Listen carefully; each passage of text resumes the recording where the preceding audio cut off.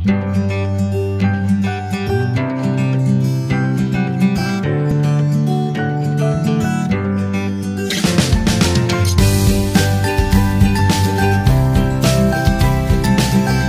Evening बच्चे, welcome to our YouTube channel Mathophilians. तो आज स्टार्ट करेंगे क्लास 11 का second chapter, relations and functions.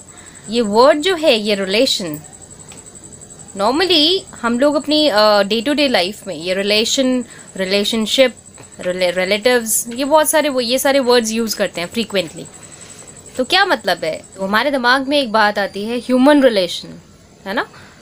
तो ह्यूमन रिलेशन कैसा रिलेशन? जैसे कि फादर का मदर के साथ में, या फिर ब्रदर का सिस्टर के साथ, है ना, या फादर का सन के साथ,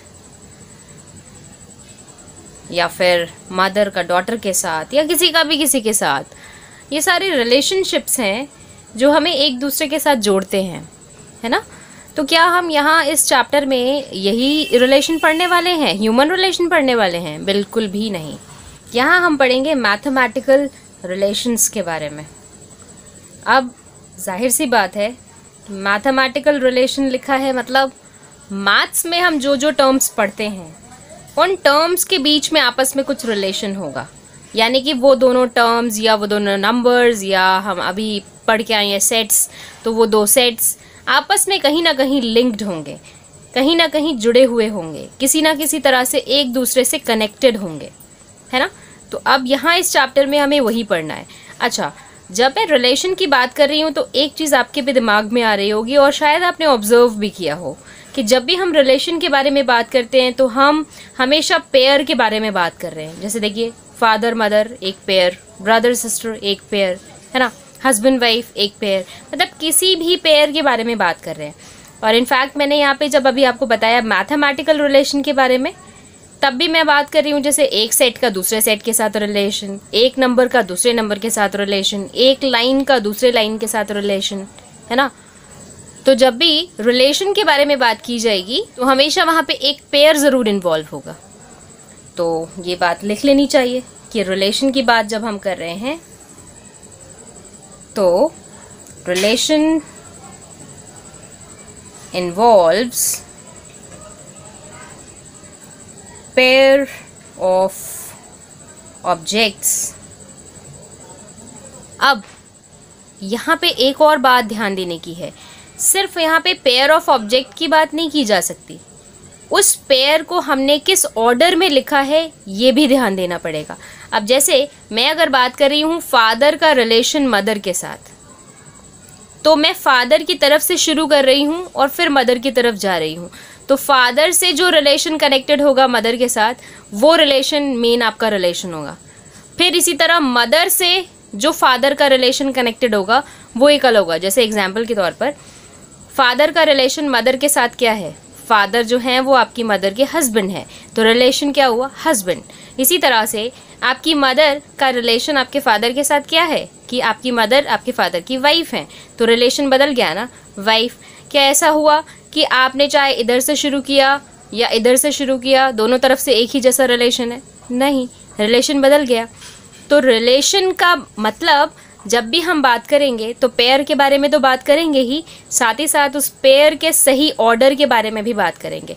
मतलब उस पेयर को सही ऑर्डर में भी लिखना ज़रूरी है, ठीक है। तो इसके साथ एक चीज़ और लिखनी होगी कि in a certain order, in a certain order. अब जैसे ही मैंने यहाँ ऑर्डर लिखा तो अब आपके दिमाग में एक बात आएगी कि ये ऑर्डर कैसा ऑर्डर होगा, क्योंकि हम यहाँ पे कोई ह्यूमन रिलेशन तो पढ़ नहीं रहे हैं, हम यहाँ पढ़ रहे हैं मैथमेटिकल रिलेशन। तो अब उन रिलेशंस में, मैथमेटिकल रिलेशंस में, इनफैक्ट चाहे हम किसी भी चीज़ के बारे में बात करें, चाहे हम सेट्स के बारे में बात करें, चाहे नंबर्स के बारे में बात करें, लाइंस के बारे में बात करें, तो उसका ऑर्डर कैसा होना चाहिए, तो वो ऑर्डर के बारे में हमें पता होना चाहिए कि जब भी हम उस पेयर को लिखेंगे तो वो कैसा होगा, तो हम कहेंगे कि वो एक सर्टेन ऑर्डर में है, ठीक है। तो अब पढ़ते हैं उन ऑर्डर्स के बारे में, या हम कह सकते हैं कि ऑर्डर्ड पेयर्स, ठीक है। मतलब पेयर एक ऑर्डर में लिखा हुआ है। लेकिन इस ऑर्डर को पढ़ने से पहले मैं आपको एक बात बता दूं, ये मैंने कोई रिलेशन की डेफिनेशन नहीं लिखी है अभी सिर्फ मैंने आपको ये बताया है कि रिलेशन टर्म सुनते ही हमारे जहन में क्या बात आती है, हमारे दिमाग में क्या बात आती है, या हम क्या सोच रहे होते हैं। ठीक है, ये कोई डेफिनेशन नहीं है, डेफिनेशन को हम बाद में पढ़ेंगे। पहले हम ये समझ लें कि जब भी हम रिलेशन के बारे में पढ़ रहे हैं तो हमारे रिलेशन से क्या क्या वर्ड्स या क्या क्या टर्म्स कनेक्टेड हैं, उन टर्म्स को हम समझ लें। जैसे मैंने पेयर लिखा और फिर लिखा कि सर्टेन ऑर्डर में, तो पेयर का जो सर्टेन ऑर्डर है वो अभी समझना है, तो अभी पहले वो समझ लेते हैं। उसके बाद हम देखेंगे कि रिलेशन की डेफिनेशन क्या है, या रिलेशन क्या होता है, मैथमेटिकल रिलेशन क्या होता है। ठीक है, चलिए पढ़ते हैं अब ऑर्डर्ड पेयर्स के बारे में। ऑर्डर्ड पेयर यानी एक ऐसा पेयर, पेयर कैसे बनता है, दो चीज़ों से मिलकर बनता है। अब यहाँ पे मैं ऑर्डर्ड पेयर ऑफ नंबर्स के बारे में बात कर रही हूँ। तो यानी कि अगर मेरे पास दो नंबर्स हैं और मैंने उन नंबर्स को एक स्पेसिफिक ऑर्डर में लिखा है, स्पेसिफिक ऑर्डर मतलब अगर पहले नंबर को पहले प्लेस पे आना है तो वो पहले प्लेस पे ही रहेगा, सेकंड प्लेस पे नहीं जा सकता। और इसी तरह सेकंड प्लेस वाला नंबर जो है वो सेकंड प्लेस पे अगर मैंने रखा है तो वो सेकंड प्लेस पे ही रहेगा, फर्स्ट प्लेस पे नहीं आ सकता। तो जब दो नंबर्स को स्पेसिफिक ऑर्डर में ब्रैकेट्स के अंदर लिख दिया जाए तो वो पेयर कहलाता है ऑर्डर्ड पेयर। सिंपल सी बात है, कोई मुश्किल तो है नहीं। लिख लेते हैं इसको ताकि आपको याद भी रहे। ठीक है, तो व्हेन टू नंबर्स, सपोज मैं दो नंबर्स ले लेती हूँ A एंड B, ठीक है, written in specific order and enclosed in parenthesis, parenthesis मतलब यहाँ पे हम फिलहाल ब्रैकेट्स की बात कर रहे हैं, forms an ordered pair A, B, है ना, ये ऑर्डर बनेगा। जब A और B को कैसे लिखा जाए, स्पेसिफिक ऑर्डर में लिखा जाए और कहाँ इंक्लोज किया जाए, पैरेंथेसिस, यानी यहाँ पे पैरेंथेसिस का मतलब हमारे लिए है ब्रैकेट्स। ठीक है, ब्रैकेट्स में इंक्लोज कर दिया जाए तो जो नंबर्स हमें दिखाई देते हैं वो कहलाते हैं ऑर्डर्ड पेयर। ठीक है, मतलब उन दोनों को हमने इकट्ठा कर दिया। तो अगर इस तरह से लिखा है तो ये है एक ऑर्डर्ड पेयर। ठीक, अब इसमें एक बात समझने की, अगर जैसे मैंने ऐसे लिखा है तो A मेरा होगा, A कहलाएगा फर्स्ट मेंबर, या फिर इसको हम फर्स्ट कंपोनेंट भी बोल सकते हैं। ठीक है, फर्स्ट मेंबर या फर्स्ट कंपोनेंट दोनों ही बोला जा सकता है। इसी तरह से B जो है आपका सेकंड मेंबर होगा, इस पेयर का सेकंड मेंबर। अब आप बोलेंगे ये तो समझ में ही आ रहा है कि पहली जगह लिखा है तो फर्स्ट मेंबर ही है, सेकंड प्लेस पे लिखा है तो सेकंड मेंबर ही है, इसमें बताने की क्या बात है। बताने की बिल्कुल सही बात है, बताने की कोई बात नहीं है। लेकिन स्टूडेंट्स कहाँ गलती करते हैं, वो सोचते हैं कि अगर A, B लिखा है तो अगर हम B, A लिख दें तो भी बात एक ही है, जबकि ऐसा नहीं है। फॉर एग्जाम्पल, अगर मैंने लिखा है 2, 3 और फिर मैं लिख दूं 3, 2, मतलब बस प्लेस ही तो बदला है, 3 को आगे कर दिया, 2 को पीछे कर दिया। तो क्या ये दोनों बराबर हैं? क्या ये दोनों कोऑर्डिनेट्स बराबर हैं? नहीं, बिल्कुल भी नहीं। कोऑर्डिनेट ज्योमेट्री में हमने पढ़ा भी है, जब हम पॉइंट्स लोकेट करते हैं, अगर 2, 3 को मुझे लोकेट करना है और 3, 2 को लोकेट करना है, तो क्या दोनों पोजीशन सेम है? नहीं, बिल्कुल भी नहीं, दोनों बिल्कुल अलग हैं। तो इससे क्या समझ में आया कि इन दोनों नंबर्स का एक स्पेसिफिक ऑर्डर में होना ज़रूरी है। अब ऑर्डर्ड पेयर के बारे में एक चीज़ आपको और पता होनी चाहिए कि ऑर्डर्ड पेयर, दो ऑर्डर्ड पेयर कब बराबर होते हैं, कब हम कहेंगे। जैसे मैंने यहाँ पे लिख दिया कि 2, 3 इज़ नॉट इक्वल टू 3, 2। ठीक है, इसके प्लेस को देखकर कि अगर 2 पहले लिखा है फिर 2 बाद में लिख दिया, मतलब बस प्लेस बदल दी है, तो बिल्कुल ये बराबर नहीं है। अगर हम इसको लोकेट भी करेंगे अपने कार्टेशियन प्लेन पे तो भी हमें दिखेगा कि दोनों पोजीशंस बिल्कुल अलग अलग है। तो कभी भी अब बराबर नहीं हो सकते। बराबर नहीं है मतलब सेम ऑर्डर्ड पेयर नहीं है। तो कब होगा ऑर्डर्ड पेयर इक्वल, कब कहलाएंगे, अब वो ज़रा सा देख लेते हैं। ओके, तो अब है equality of two ordered pairs. दो ऑर्डर्ड पेयर्स हैं, सपोज मेरे पास एक ऑर्डर्ड पेयर है ए कॉमा बी और दूसरा ऑर्डर्ड पेयर है सपोज सी कॉमा डी। ठीक है, अब मुझे ये देखना है कि ये दोनों ऑर्डर्ड पेयर इक्वल कब होंगे। तो मैं लिखती हूँ यहाँ पर two ordered pairs A comma B and C comma D are equal if and only if and only if। इसको आप ऐसे भी लिख सकते हैं if and only if। क्या मतलब क्या होता है इसका, अभी देखते हैं। क्या लिखा है मैंने, ये दोनों ऑर्डर्ड पेयर तभी इक्वल हो सकते हैं जब A इक्वल टू C हो और B इक्वल टू D हो। मतलब कि दोनों पेयर्स के फर्स्ट एलिमेंट्स बराबर होने चाहिए। इसका भी फर्स्ट एलिमेंट और इसका भी फर्स्ट एलिमेंट, दोनों के फर्स्ट एलिमेंट बराबर होने चाहिए। इसी तरह दोनों पेयर्स के सेकंड एलिमेंट्स बराबर होने चाहिए। यानी कि B है इसका सेकंड एलिमेंट और इसका एलिमेंट है सेकंड वाला D, तो B और D बराबर होने चाहिए। और मैं आपको क्या बता रही थी, इफ़ एंड ओनली इफ़। ये खाली इफ़ लिखते तो काम नहीं चलता क्या? नहीं चलता। क्यों? क्योंकि इफ़ एंड ओनली इफ़ का मतलब होता है कि ये कंडीशन नेसेसरी है और साथ ही साथ सफिशिएंट भी है। मतलब दो ऑर्डर पेयर्स के बराबर होने के लिए ये कंडीशन ज़रूरी भी है और काफ़ी भी है।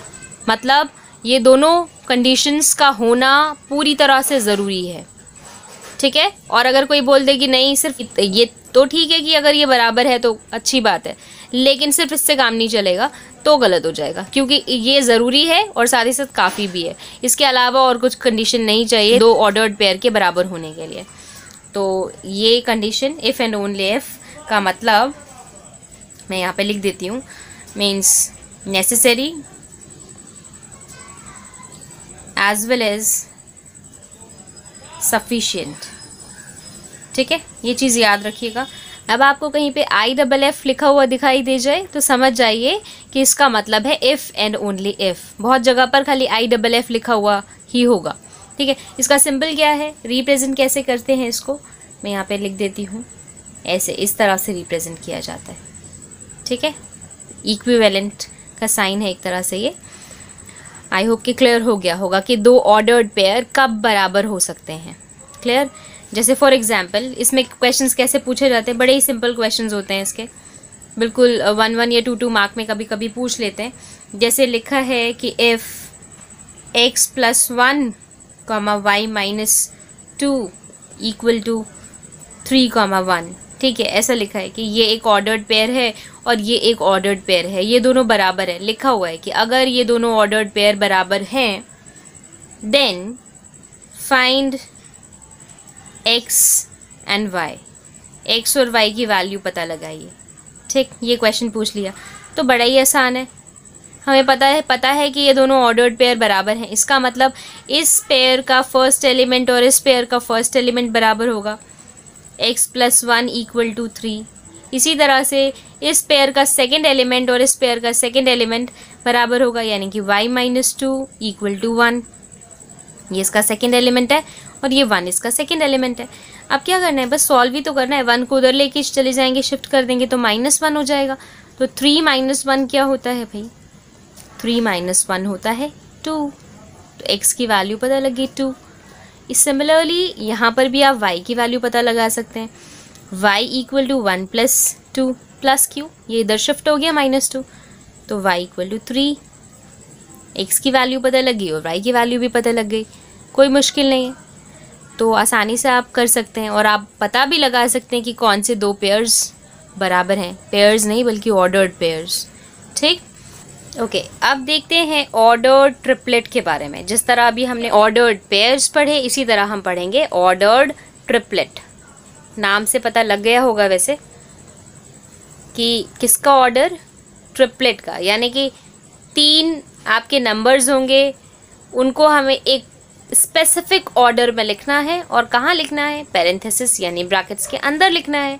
तो ऐसे 3 नंबर्स के स्पेसिफिक ऑर्डर को, जिसको हमने ब्रैकेट्स में लिखा है, उसको कहेंगे ऑर्डर ट्रिपलेट। लिख लेते हैं इसको कि when 3 numbers,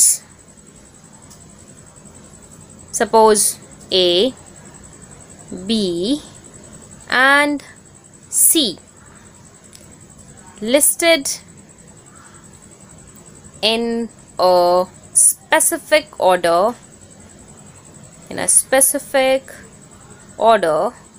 and enclosed in parenthesis। हालांकि पैरेंथेसिस में बहुत कुछ आ जाता है, लेकिन हम यहाँ पर अभी फ़िलहाल ब्रैकेट्स की बात कर रहे हैं। फॉर्म्स, यहाँ पर मैं कॉमा लगा देती हूँ, ठीक है। फॉर्म्स एन ऑर्डर्ड ट्रिपलेट, ठीक है। तो ऐसे 3 नंबर्स ऑर्डर ट्रिपलेट बनाते हैं जो स्पेसिफिक ऑर्डर में लिखे गए हों और साथ ही साथ पैरेंथेसिस के अंदर लिखे गए हों। आई होप कि आज जितना हमने पढ़ा वो समझ आया होगा आपको। अगर फिर भी कहीं पे आपको कहीं डाउट रह जाए तो आप मुझसे कमेंट सेक्शन में पूछ सकते हैं। ओके, वीडियो आपको अच्छी लगी हो तो लाइक कीजिए, शेयर कीजिए अपने दोस्तों के साथ और चैनल को सब्सक्राइब कीजिए ताकि आने वाले वीडियो की हर नई नोटिफिकेशन आपको टाइम पर मिल सके। Okay, good bye.